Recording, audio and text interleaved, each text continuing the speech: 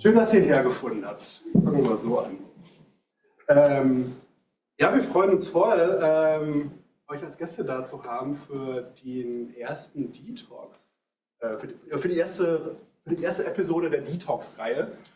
Und ja, Tom, was sind eigentlich diese Detox? Was haben wir damit vor? Ja, also zunächst ist das natürlich, wie alles an der Disco, erstmal ein Prototyp. Also wir iterieren bestimmt nach der heutigen Erfahrung, was das Timing betrifft, denn der Detox in dem Fall, der Detox sind jetzt immer Programmteile für unsere akademischen Programme, in dem Fall fürs Design Thinking Studio Sustainability. Aktuell läuft auch noch das Design Thinking Studio Open Innovation. In Education. In Education. Wir haben unsere Formate etwas verändert. Diese akademischen Ausbildungsprogramme, früher kannte man Basic Track und Advanced Track, konsekutive Programme für die Studenten und Studentinnen hier am HPI, aber auch international. Während der Pandemie haben wir dann auch das Ganze stark auf Online verlagert, natürlich wie alle. Und jetzt kommen wir wieder zurück auf den Campus und haben bei der Gelegenheit auch die Programme mal auf links gedreht und haben jetzt ein Foundations-Programm, um wirklich Design Thinking zu lernen, also Methoden und Prozesse, die wichtigsten Begriffe, mit denen wir so hantieren, unsere Arbeitsweise kennenzulernen und sich das mal so drauf zu schaufeln und dann anschließend, das kann man an einem Studio teilnehmen und die Studios haben jetzt Themenschwerpunkte. Sind also nicht mehr so bunt wie früher, dass wir sagen, das ist ein Advanced Track, wo man noch vertieft Design Thinking Methoden lernt, sondern wir sind schwer themenorientiert, in diesem Fall jetzt Sustainability und natürlich, wie das so ist, sind genau die Leute vom Sustainability Studio, das ich im Moment mit dir leiten darf, zu spät. Aber wir haben ja so die akademische Viertelstunde, wir können ja ein bisschen plaudern noch. Genau, und die Detox sind eben Teil einerseits dieser akademischen Reise im Design Thinking und andererseits wollen wir bestimmte Formate auch weiter öffnen für ein allgemeineres Publikum, das ein bisschen breiter zugänglich machen. Vielleicht stellen wir uns aber erstmal kurz vor, Jochen Nünning ist seit Beginn des Jahres jetzt eben auch mit mir gemeinsam Programmleiter für einerseits Digisustainable Now und andererseits für dieses Studio Sustainability. Wir haben eine sehr kleine Kohorte von 11 Teilnehmerinnen mit 2 festen Coaches und haben eben immer wieder Gäste auch, zusätzliche Coaches, die ein Spezialgebiet haben zum Thema Teaming, zum Thema eben Gruppendynamik und immer wieder auch Gast-Talks, die wir dann öffnen, eben wie heute zum Thema mit der tollen Überschrift Subversiveness of Design. Genau, und wer den Jochen nicht kennt, Jochen ist schon lange bei uns als Coach und jetzt eben auch fest im Team als Program Lead mit dabei. Und nicht nur, also du bist ja auch Dingen zugetan, so Innovation, Bildung, Zukunft der Gesellschaft, Zukunft der Arbeit, Entwicklung der Gesellschaft, aber eben nicht nur so akademisch und in Theorie, sondern auch hands-on. Ich glaube vor 2 Jahren, 2022, hast du auch ein wildes Projekt, ein wildes Experiment mitgemacht. Ja, das wäre jetzt ein großer Exkurs, aber genau. Also, also soziales Gestalten zum Beispiel ist ein Thema, was mir so sehr am Herzen liegt. Und das ist auch einer der Gründe, warum ich unseren heutigen Gast eingeladen habe. Als Tommy das erste Mal von der Detox-Reihe erzählt hatte, war er einer derjenigen, der mir zuerst einfiel, wo ich dachte, oh, von dem müssen unbedingt mal unsere Studierenden hören, was er so macht, wie er an Dinge rangeht oder halt auch nicht rangeht. Und ja, er ist ein sehr unkonventioneller Denker und Macher vor allem. Und er nutzt Design und Bauen ja, als trojanisches Pferd, um Menschen zusammenzubringen, die sich vielleicht sonst nicht begegnet wären im Alltag. Und es macht tierisch Spaß, an seinen Projekten teilzunehmen. Ich habe schon mal öfter unterstützt bei diversen Sachen und genau freue mich total, ihn heute begrüßen zu dürfen, dass er unserem Ruf und unserer Einladung gefolgt ist. Vanvo Le-Mentzel, komm gerne nach vorne.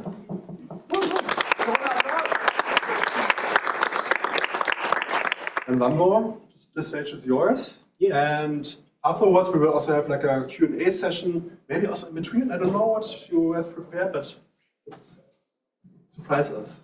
All right, let's do it. Okay. So hello, everybody. My name is Vanvo, and I would love to start my talk with a little survey. I haven't prepared any slides or so, because everything I did is on the internet, so I can talk about anything, but I'm very interested in talking about things that you want to know. So I would like to collect 10 terms of names, of products, of projects that you're interested in. Okay, just try to give me a name of a product, of a person, could be a personality, a designer, historical designer, or someone who is still doing designs, or projects that you're interested in. The focus should be on sustainability, okay? So 10 terms, I will put it on the board, on the whiteboard, and then I try to make a talk about these 10 terms, okay? I'm well prepared because I've read the internet before I just came here. I started with Google A, every website started with A, and now I'm still on A, too many websites. I try, okay, it's a prototype. So yeah, 10 projects or 10 names or 10 things you want to hear more about, okay? So please. Zaha Hadid, okay? So Zaha Hadid makes these, you know, crazy architecture. Good. Next turn, please. Biodesign. Biodesign. Right. Biodesign.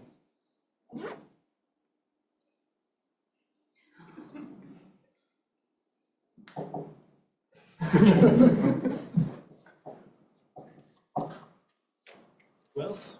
Bauhaus. Bauhaus, okay.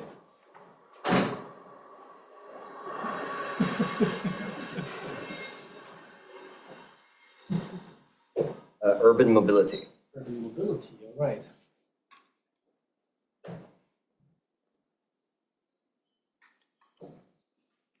This is how Midjourney makes a bicycle. If you prompt bicycle, exactly looks like this. There's no logic in it, but it looks like a bicycle. What is it? Urban mobility. Urban mobility. Yeah. Okay. Urban mobility. Okay. Bitte? Platforms. Platforms. What kind of platforms? In the sense of that, like a lot of the biggest websites that we visit every day are platforms and connect people. Like you mean like Facebook or Could be, TikTok or same. Like also Amazon would be a platform. Like all different kind of platforms. So let's talk about Amazon.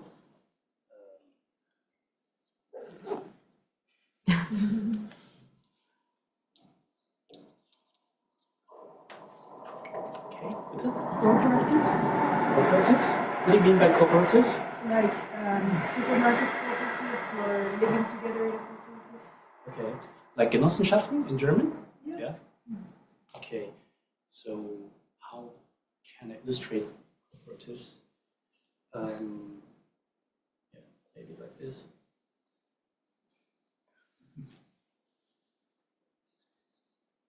They're holding hands, and there's one guy who has to pull out the carrot out of the. These three are holding hands, yeah, singing, and one is working. This is the concept of cooperatives. Cooperatives.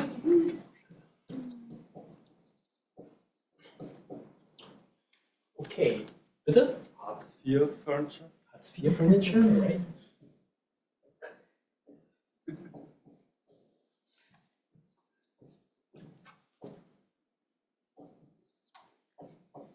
Who of you have heard of the Hartz IV furniture project?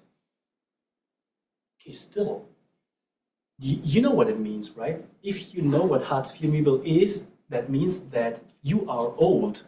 I made them 12 years ago. If you don't know the Hartz IV Möbel project, that means you're young. Hartz IV Möbel, okay. So, bitte? Patagonia. Patagonia, okay. Gut, Patagonia.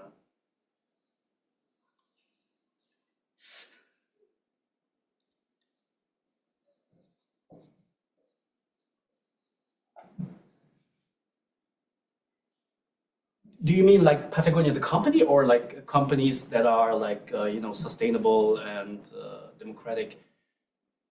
Or do you really want to No, I mean, you can hear more about Patagonia? You can talk about it broader. I mean, huh?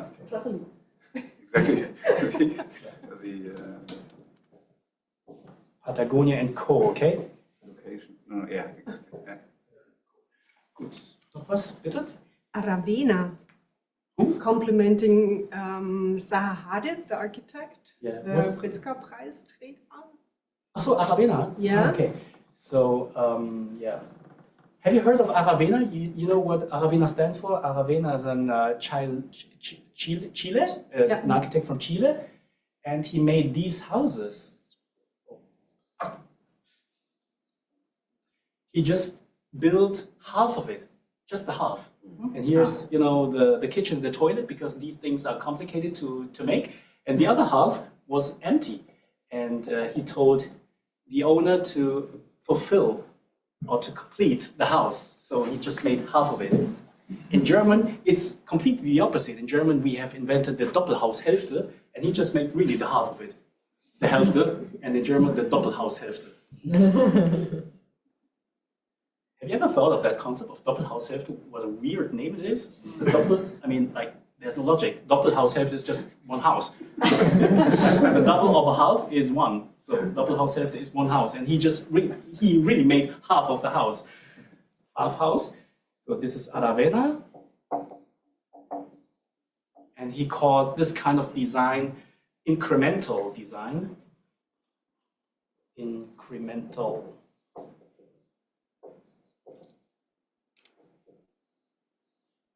Okay, 1, 2, 3, 4, 5, 6, 7, 8, 9. The last term, the last project you want to hear more about?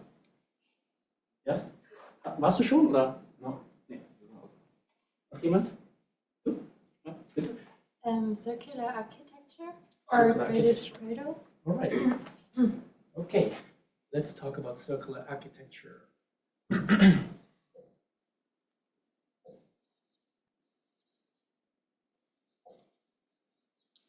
Circular architecture.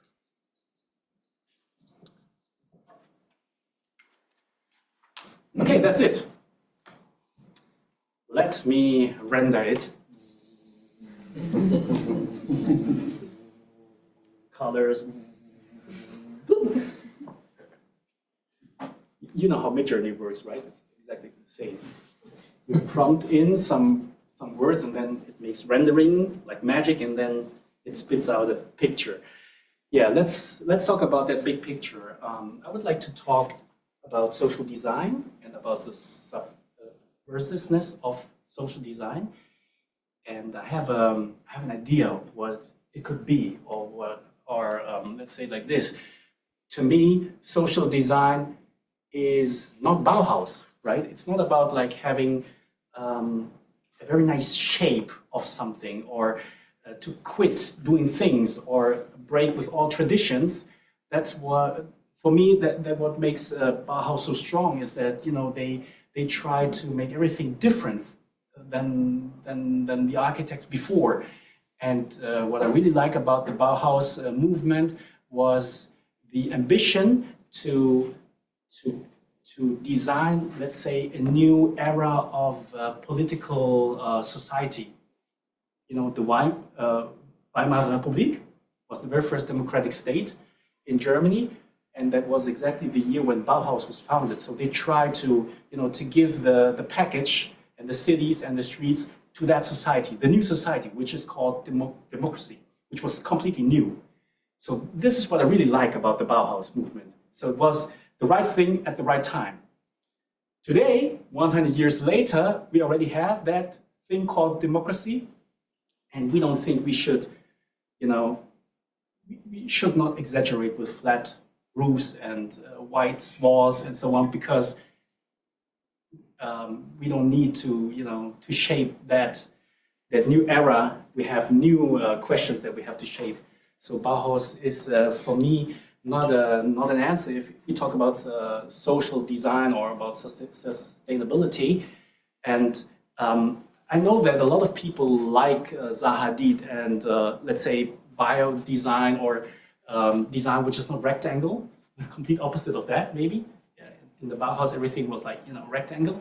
And there was one guy called, designer. What was his name? He was the very first designer who made sinks to wash hands, not in the shape of sinks. You know, sinks have that shape, right? They come with that like round shape. And what's his name actually? He has a beard like that. He doesn't live anymore. He passed away like 3 years ago. And he made sinks that had this form. So the sink had a kind of hole here because he said that most of the people have a belly, you know, and once you stand in front of a sink, you need to bring in your belly. So the sink should adapt to that design. And he made also trucks with bio design shaped things. Do you know this guy?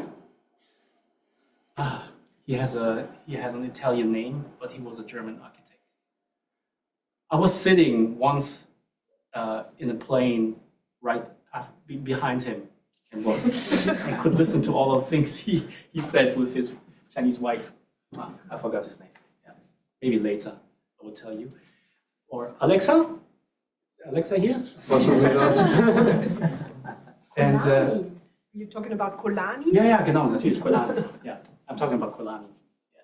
A great designer who, you know, hated rectangle design. And Zaha Hadid, I think Zaha Hadid, I mean, she's one of the very rare female architects in the international awarded world. So I would say that she earned that the Pritzker and all the awards back then when she was still alive. And she stood for a new kind of design. It also was like, you know, the opposite of the Bauhaus understanding of design. Everything was like a rendering, you know. Everything was shaped in a way that no one could draw. It was completely designed by a computer. Nowadays, I would say this is nothing special, right? To use a computer, but back then in the 90s and 80s, it was really something very, very new, you know, to have a fire station shaped like this and a museum shaped like that. And the only weird thing in a hotel that was designed by Zaha Hadid is once you put your adiletten there in a hotel room, which is designed by Zaha Hadid, you will find out that your adiletten, your shoes and your clothes and everything you have doesn't fit in there because it doesn't fit. It's too normal, too banal, yeah. And everything in there is like a, you know, like a movie. And me, myself, and I'm too normal. That's why, to me, you know, Zaha Hadid doesn't give the answers that I need, you know, to think about social design. I think platforms are really important, you know, to think about partners, also about the relationship that we should have, you know, between designers and the economy. Like, let's say, you know, industrial deciders like Elon Musk or Hasso Plattner or whoever, you know, people with money. I think it's important to also design that relationship because, of course, you know, companies and entrepreneurs, they have a different approach to design than architects or designers or social workers. And yeah, I think Patagonia is a very good example, you know, that shows that it's possible to also sell clothes without working too much with the devil. Yeah. So when it comes to social design, what do you think? What actually is social design? How would you define social design? Do you have a definition? Say it has to be human-centered in some way. To be human-centered, you say, okay. What else? Yeah, it's like addressing issues or problems that we find with like among us as humans, Yeah. and try to solve that with design. Yeah. Okay. Some also say it's important to think about, you know, materials. So the material is cradle to cradle, or doesn't, it's not bad for the earth, like, carbon footprint and so on. So the ecological part of it is also crucial, some say. And some say that social design is also about processes. Like, it's not about designing a perfect social chair. It's more like designing the process. How can I organize people sitting, how can I manage that people, with the help of chairs, come together? It's not about the chair, it's about how do chairs help that people come together. I would like to give you an example how social design, how I made my very first experience with social design. I don't know what the name of this is, but I have this, Monk, Adrian Monk. He has these spheres, right? And everything has to be like a rectangle in his apartment, and he can't stand if things are not in order and so on. And I can feel him, because sometimes it also feels for me also very very annoying if things are not shaped in the way that I can live with. So I have this weird passion that once I go into a waiting room, I start to redesign the whole waiting room without getting paid. And the first time I did it was in a hostel. There was this waiting room in a hostel. I was sleeping there, and it was a very cheap hostel. And there were a lot of very cool vintage chairs in that lounging area. And I was thinking that it's a little bit weird that all the chairs are centered to the TV. There was one small TV, and the chairs were all around the TV. And there were so many plants everywhere, so you could not see the room. And I started to refurnish the whole room. I've put the TV in the back of the hallway, so people will not see the TV. And I was turning the chairs around in a way that it's always an L. L means that that people can sit and talk with each other without being forced to. So this is an L.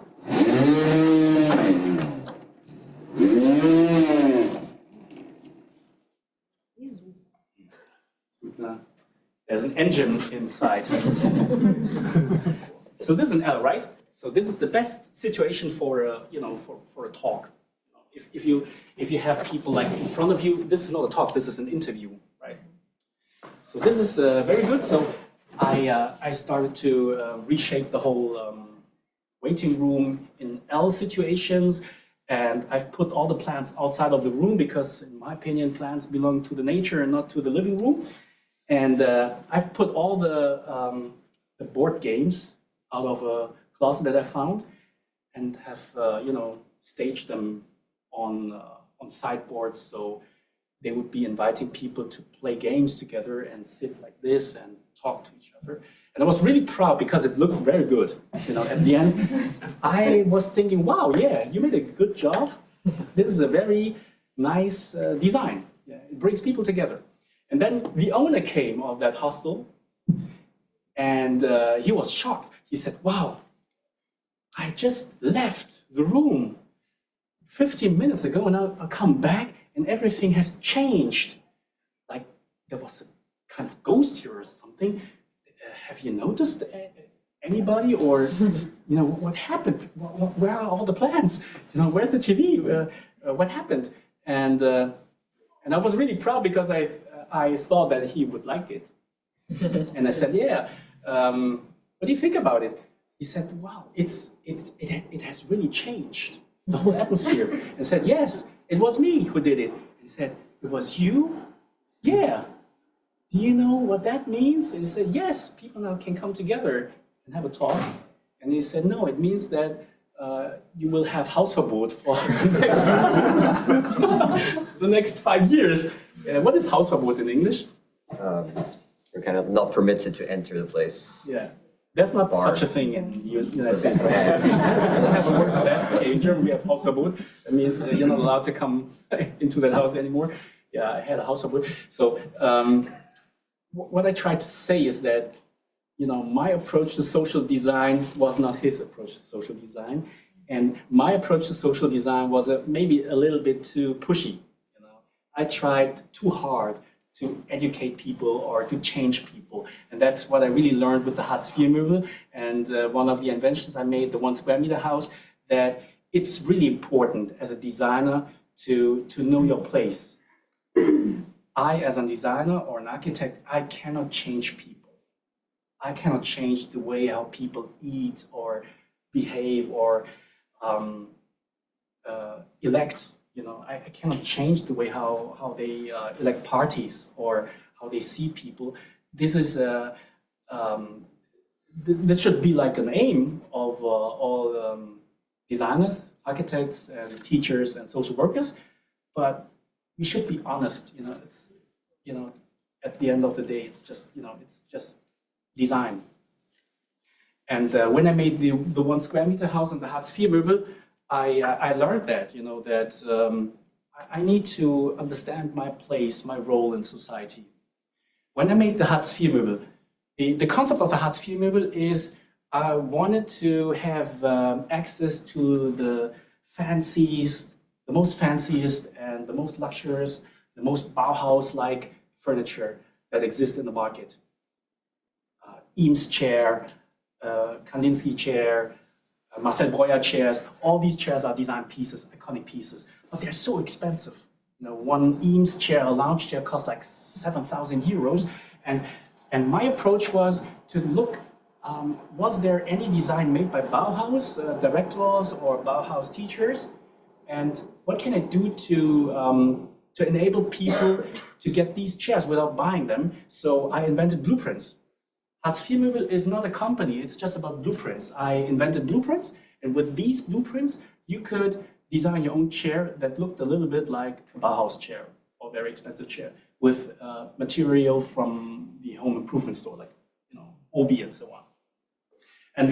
And the most famous chair was the 24 euro chair. I call it 24 euro because it just took 24 euros, to buy the material at Obi, to assemble all together and then look like this. And also the Berliner Hocker was a very famous chair, which you today will find in a lot of kindergartens and museums. And what I intended to do in the beginning was to enable poor people to make their own furniture. I would say I failed in a way because it somehow developed to, it was a lot of critics. They told me, you are the inventor of the Hartz-IV-Möbel design. That's really cool because it's so subversive, they said. It was the very first time I was confronted with that term, subversive design. And I was asking, what is subversive? What does it mean? And they said, well, it means that you make something which looks nice, but when you look under the carpet or look behind it, it's still nice. So it has different layers, and it's not just it's not just an artificial design. There's so much more behind it. That this is what they meant by subversive, and I understood, but I mean, I didn't want to make a subversive design. I just wanted to enable poor people to have nice furniture. But the truth is, if you want to have nice furniture, you just have to go into the streets and look after the furniture pieces that are thrown away. In Berlin, Münster, and everywhere, very nice pieces are really thrown away in the streets, so you can have them for free without constructing anything. So that one failed a little bit, and I made the 1 square meter house, which is a very tiny house, just 1 square meter, 1 meter times 1 meter. And I've invented it with a homeless guy. And we presented it at different design festivals. And the intention was to end homelessness. I wanted to help homeless people, you know, to get a home, so they have a place to sleep without getting wet when it rains, you know. So this is my concept. It would cost like 250 euros to build it. It takes like 2 days to make it with wood from Obi and you know, the home improvement store. And the idea was that at daytime you can sit in it and I don't know, read a book or a book talk or TikTok or whatever. There's a window here. And in the night you can flip it aside and then you can sleep in it. So that was the idea. And yeah, I was really proud because I thought maybe, yeah, this is the solution. You know, we should build like a lot of like thousands of these things, and then no one has to sleep in the streets anymore. Everyone has his own house. And when I was asking my friend, the homeless guy, if he wants to sleep in it, because we've made like 5 or 6 of them in a workshop, he said, well, I love to build these structures with you, Vanbo, but I will never sleep in that 1 square meter house. And I was really shocked because I thought I've solved the homeless problem in the world. And he said, well, Vanbo, I really like the idea, but it's not for me. And I was asking, but why? Why do you prefer sleeping outside instead of having, you know, your own cabin? I mean, it's not big, but it's better than, you know, sleeping in the rain. And he said something that I will never forget. He said that, you know, the reason why I helped you and joined you with all these workshops at the design festivals in Berlin, Leipzig, and so on, was not because I liked the design. The reason why I supported this is because you were talking to me like a very equal person. You know, we had a relationship, like you were on the same eye level, and that's what he liked. And that was the moment when I realized that the social design here was not the house. The social design was the way how I talk to a person that I would not talk to in my normal life, you know, to a homeless person. So the social design process of communication was the game changer, not the structure. So this is the mindset now that I've learned, which I take when I do my projects. And nowadays, I don't design furniture anymore or blueprints. I'm now more focused on the circular architecture projects. That means I do city planning. I try to make plans and master plans how cities could look like. Yeah. And my ideas are very, very inspired by Aravena.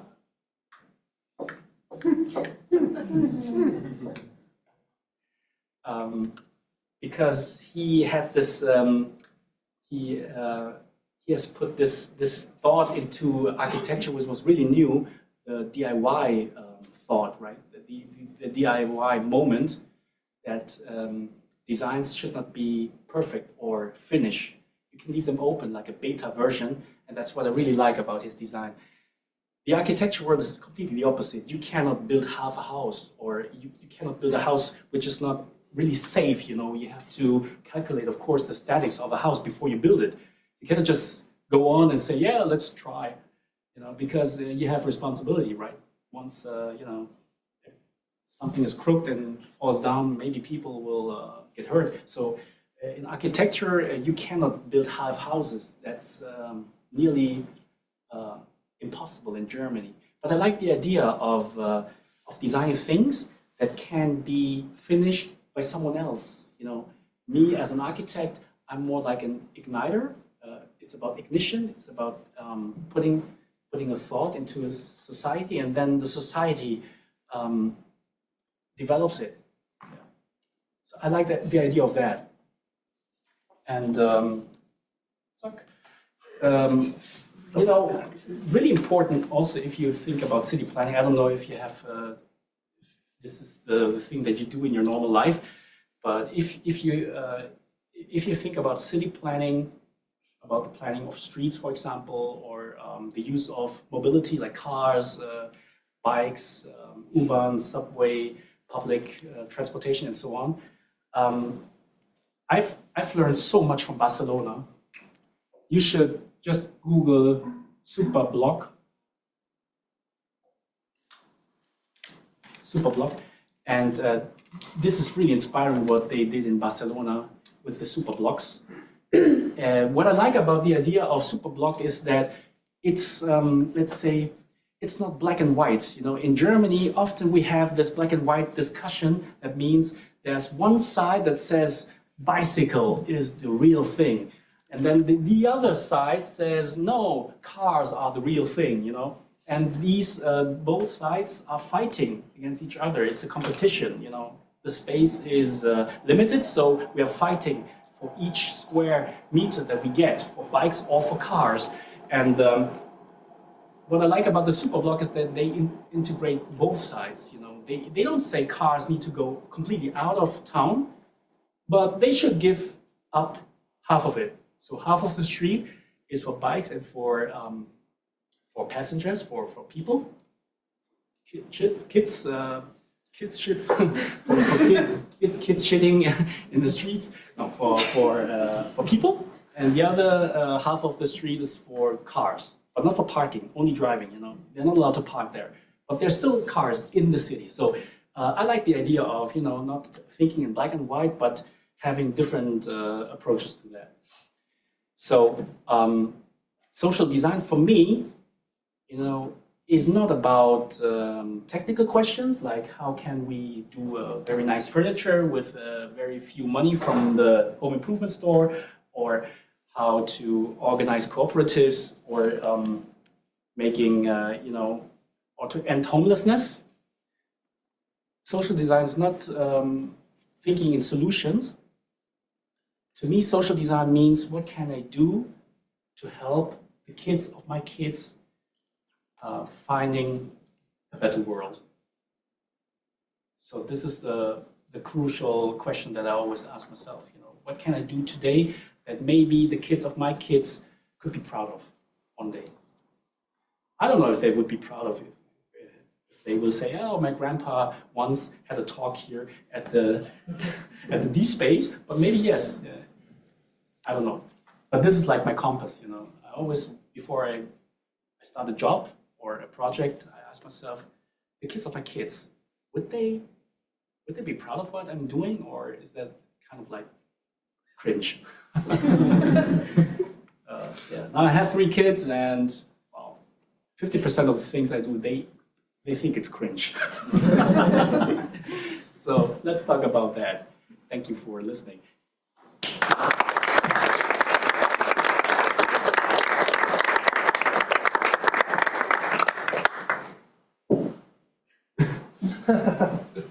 Fantastic. Thank you so much, Vanbo.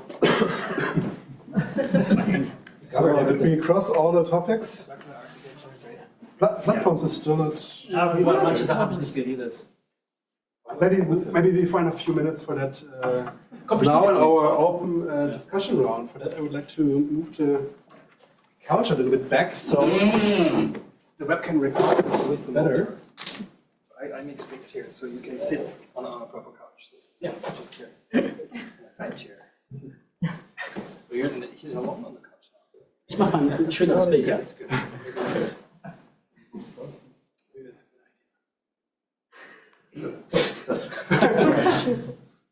Okay, so we say hello to the people in the D school. They are watching us. Actually, they hooked up to the stream somehow. Oh, It was not supposed to be that way, but hello, we're happy to have you. Hello, Sharif. Yeah, Sharif managed to go in there. Yeah, as you see, if you Google just his name, tons of things come up, especially tiny houses.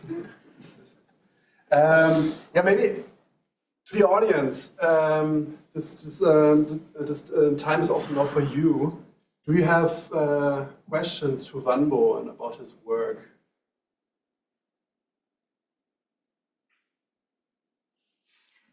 We haven't talked about tiny houses that much, right? It's just about the 1 square meter house, but yeah, this is a bigger house, the tiny Bauhaus. Yes, please. Yes, sir. Yes, thanks a lot for this improvised talk. It was a super interesting way of engaging with the audience and still conveying a nice message. What I was wondering the last couple of days was how aesthetics relate to being less consumerist, because I'm now at my brother's place and they have a super nicely furnished space, which in my opinion, I could not afford having it because it's just too expensive, but it looks super nice. And they said that their idea by using these more expensive furnitures was to not have to change furniture in the future. They don't want to change the furniture in the future. That's why they bought very expensive furniture. Yeah, in the sense that it looks nice and it's like very aesthetic and it stays that way. So even if they don't want to use them anymore, they can still like sell them, and other people would be still interested in using these furnitures. And I was wondering if there's like this kind of relationship between aesthetics and being less consumerist. Yes, I can see the point, because when I design facades of buildings, I also ask myself, what should the facade look like? You know,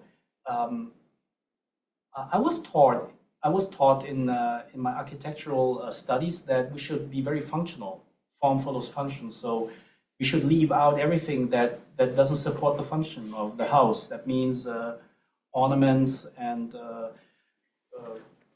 Bogenfenster, Stuck, all these things, we should leave it out. And the roof, of course, should be flat, because there's no function on the roof, so we make it flat. And that's how I was taught architecture in the 90s. And nowadays, I would say, yes, these ideas fit to a world of the Bauhaus 100 years ago. But today, I would say we should think also about aesthetics as a strategy, because once you've built a very, very, let's say, conservative, nice building with a lot of stuck and ornament and so on, possibly people will not try to tear it down after 30 years. So aesthetics could also be a part of like a strategy of sustainability to make houses stay longer on Earth.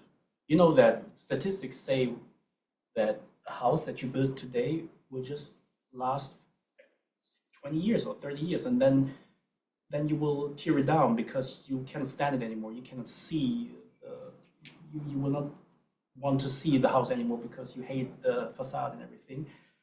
And the old buildings, often we love to see them. We love to have them in front of us. So could be, yeah. That's very interesting. Do you see a tendency towards going back to ornament, like instead of a Bauhaus tradition is replaced by something older again, to go back to die Drei-Säulen-Ordnung? Yeah, well, we have I mean, this is a very sensitive discussion, because let's make it easy. There are like two opposites, right?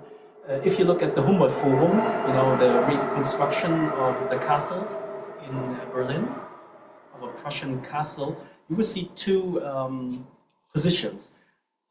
One position says we should not do it. We should not reconstruct something that doesn't make any sense.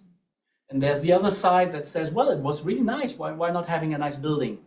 And then there's a little minority section of that part that says we are Nazis and we want to have the German Reich back here in Germany. That's why we love all these old structures. So it's a kind of like right architecture or fascio architecture, some say.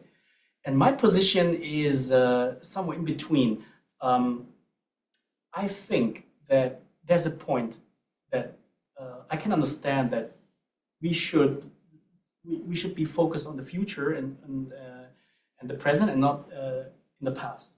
That's what I think is true. But what I also think is that, especially here in Germany and in Europe, a lot of people have a problem with the past. There's a kind of like trauma. And I don't like being, handcuffed by this trauma, which is not my story. It has something to do with Hitler, Hitler liked all these symmetrical things and gigantomanic things, and he liked Wagner, and he liked so many things that we should not like today anymore. Yeah, also Stuck and ornament and big halls and so on. And that's why a lot of contemporary architects they say we should have a distance to that kind of mindset because of Hitler. And I would say, okay, yeah, that's a point, but I would love to to also design things independently from Hitler. And if I think we need a Kuppel, a dome, why not? Let's design a dome without being right ideological Prussian Käuser. Yeah. This should be possible, which is not. What I'm saying right now is politically totally incorrect. As an architect, I'm not allowed to say that I like domes or ornaments because Adolf Loos, an Austrian architect, once wrote, "Ornament is a crime." Yeah. So a lot of architects nowadays still believe that ornament is a crime. We should not do that. I think we should do that without being a Nazi. Make it as a non-Nazi, make ornaments.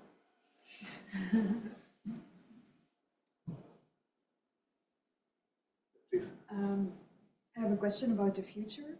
Like more and more people are coming to live in cities, and there are more people coming in general. People growth. And there's also more and more loneliness in cities as well. Do you see some social design for living together, or for reduce loneliness and living smaller, or what tendencies do you see, or what ideas do you have for the future? Yeah, loneliness is a big issue, right, in big cities.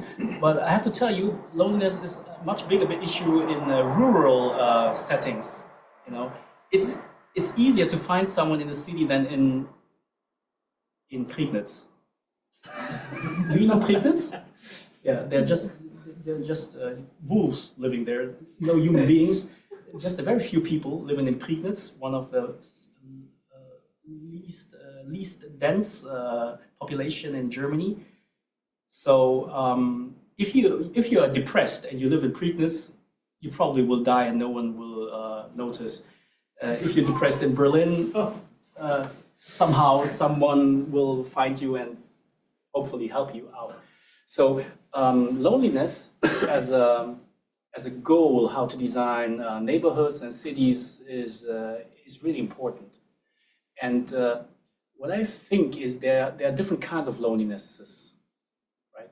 There's like one kind of loneliness that means that you're really alone. There's no one to help you with carrying the bags and so on. So this kind of loneliness. But there's also the kind of loneliness that a lot of married people know, that they're sleeping in bed with their partner, but they feel so lonely because they think that I'm misunderstood. No one really understands me. I have to play a role here, but it's not me. This is also a kind of loneliness. And now the question is, how do you design beds for those people? And I don't have the solution for these questions, but what I know is that it's good to design informal spaces. We call it informal spaces. An informal space is, for example, in your office. If you work in an office, you will see the kitchen area, right? Where you make the coffee and you put your bread out of the Tupperware, the kitchenette. It's a very small space in the office often. And also the corridor, or how you call it, the floor? The corridor, right. In German, there's a word which is called Flurfunk, and that describes everything. You know, the main information, the most important, gossip you will find on the Flurfunk. You will get it better and better to the source, and clearer than by email or with a meeting. So these are informal spaces, and I believe in the importance of informal spaces. We should focus more on the design of these informal spaces. An informal space could be the corridor of a house, it could be the entrance, it could also be the Laubengang. I don't know what Laubengang is in English. That's the corridor which you have to get through to your apartment door. Yeah, it's that floor. Is it the same for you as third places, or? Well, yeah, somehow. You know the concept of a third place, right? Third place. First place at home, second place in the office, third place Starbucks. After Corona, first place at home, second place at home, third place at home. Everything is mixed now.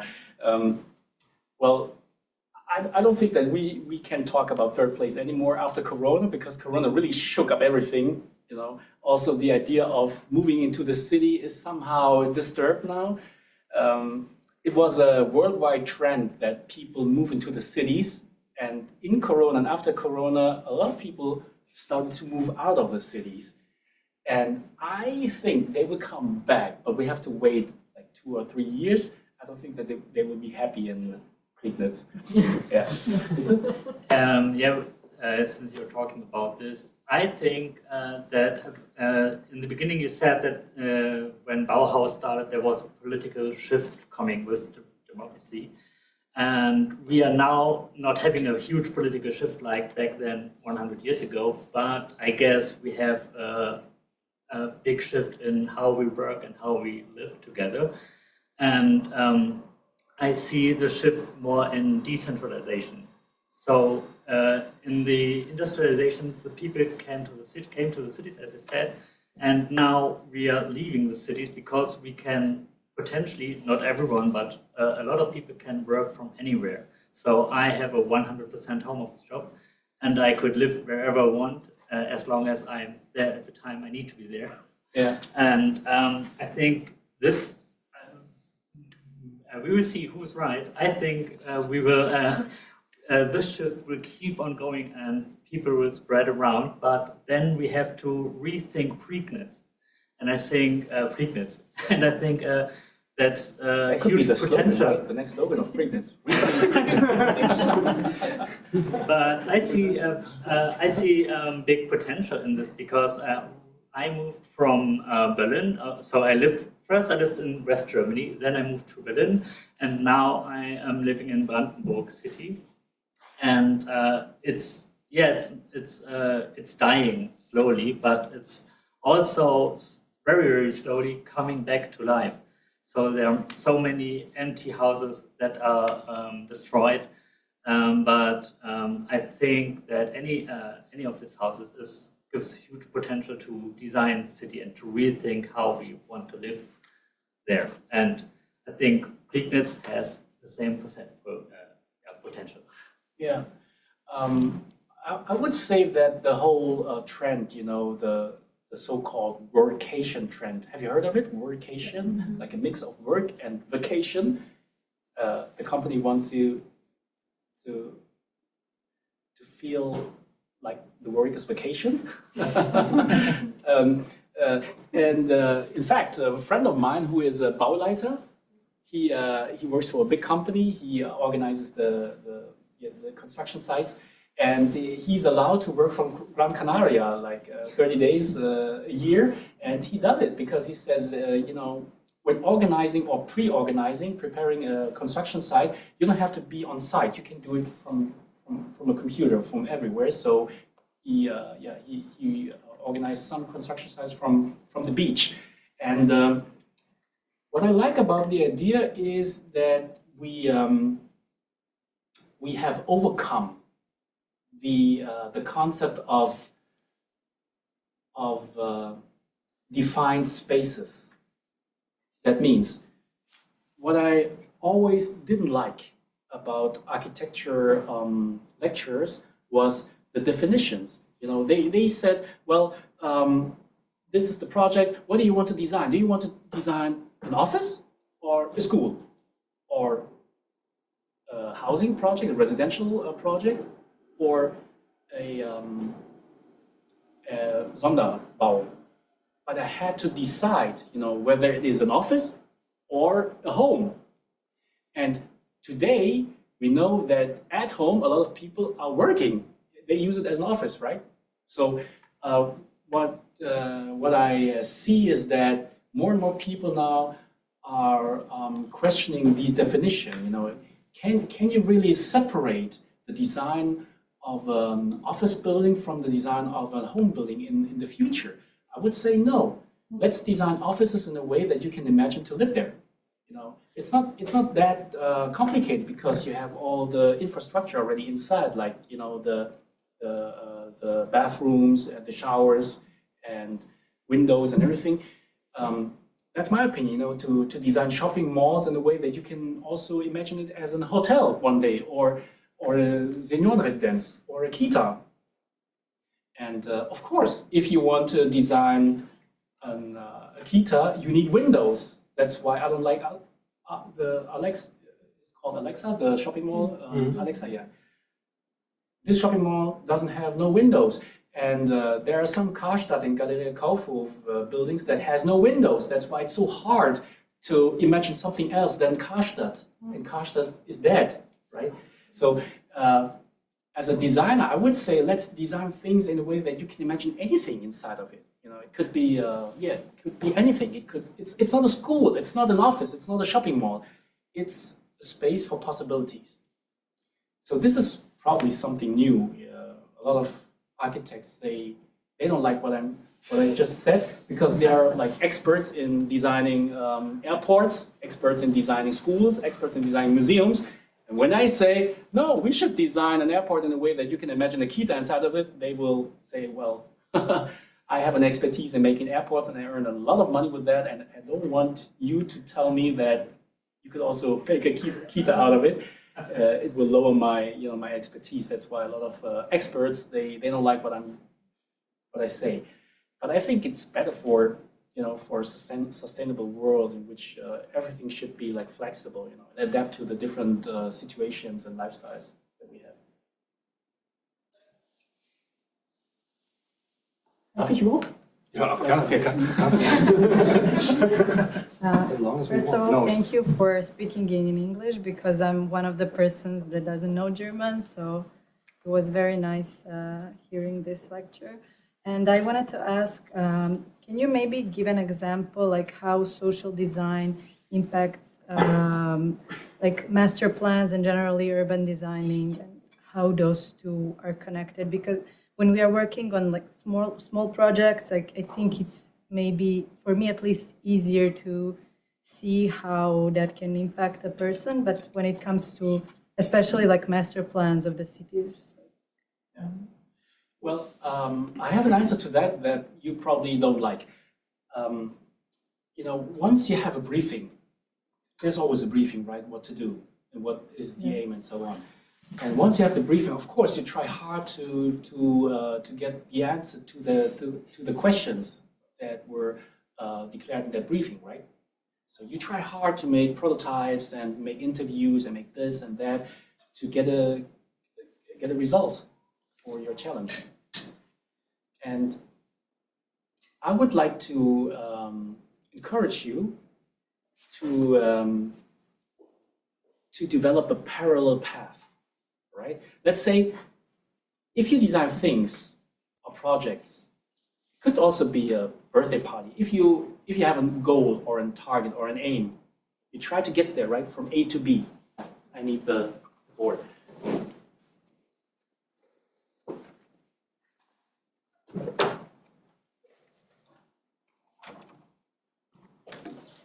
So what I've learned in architecture studies is, you know, there's a problem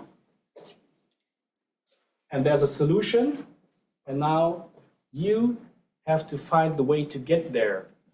Some of you will go this way, some of you will go that way, some of you will go that way. Okay, there are different ways to come to Rome. So this is the process that you learn in school, how to get there. Now, my encouragement for you is to get out of your body and just to see it from another perspective.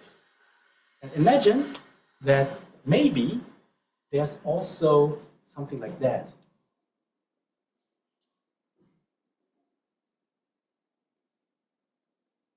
Maybe there's a sea that you cannot imagine. Maybe this sea has nothing to do with the bee. And maybe the sea is much more important than the bee. And once you do this, also parallelly try to find the sea. And for the sea, there's no briefing. You will not get paid for that. And you will not get an Zeugnis or credits or anything, or bonus miles at Lufthansa. This is something really you have to find out. What is the sea for you in that project? And what I really like about that, it's not a shortcut, it's a long cut. I call it the long cut. You know, most of the people are looking for shortcuts.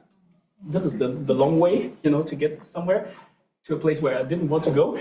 So the long cut means that you will find something that really changes something for you or for your family or for your environment or for your client.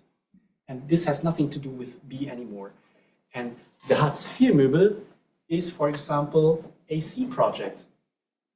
You know, the Hartz-IV-Möbel was internationally really, really famous. You know, I don't know why exactly, but you know, a lot of people reported about the Hartz-IV-Möbel project when I started to put the blueprints online. But in fact, the thing that I wanted to do, my B was not to invent a new blueprint block. My goal back then, I never told anyone, my goal was to improve my skills as a carpenter to show off in front of my girlfriend. You know, my girlfriend back then, she asked me to fix a shelf in the kitchen. And I am a trained architect, but I really have two left hands. I don't know how to make shelves in the kitchen. I'm a really bad carpenter. And I've booked a workshop in the Volkshochschule where you can learn this. You know, they teach you how to make shelves and furniture and so on. And in that workshop, it was a 3 days workshop, I decided to make my own chair. And I started to make pictures out of it, and I called it Hartz-IV-Möbel. So the Hartz-IV-Möbel, they became very popular, and still today, the shelf is crooked. But this girlfriend, she married me. So win-win situation. I don't have to make the shelf and still have the wife. You know? So the C sometimes, even if you don't see it in the beginning, the C sometimes is something really which is more important than the B. So when your boss or your company or your community tells you to solve a problem, to find the B, then smile and do it, but parallelly try to think about the C. What could be the C now in that project? You know? And often it has something to do with love. Yeah.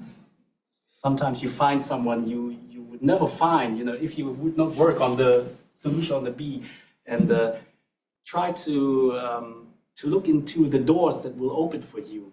You know, don't shut them, don't close the doors, because you always focus on the B. So this is my answer. I think that was beautiful closing words also for today's session, and I think it's also perfectly fits to what we are doing in the track. So let's find our C's. That's a good metaphor. I have one last question to Renbo. You gave us this beautiful present of your input today. Is there anything the crowd can also help you with? Yes, of course. I need 2 million euro. 2 or 3. Could also be like 1.5 million euros So if you have money or you